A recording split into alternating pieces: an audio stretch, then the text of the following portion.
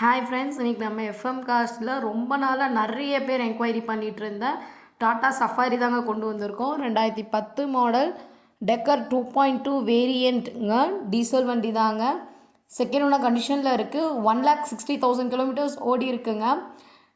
Insurance இல்லை, manual gear type தாங்க.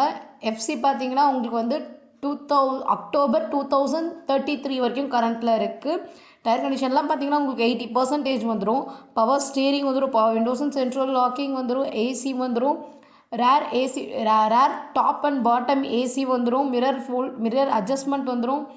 வண்டி இருக்க லொக்கேஷன் பார்த்தீங்கன்னா சேலம்ங்க. இந்த காருக்கு கஸ்டமர் கோட் பண்ணியிருக்க ப்ரைஸ் என்னன்னு பார்த்தீங்கன்னா ஜஸ்ட் 2,54,999 மட்டும்தாங்க. இது வந்து ஃபிக்ஸ்டு ப்ரைஸ் கிடையாது, நெகோஷியபிள் தான்.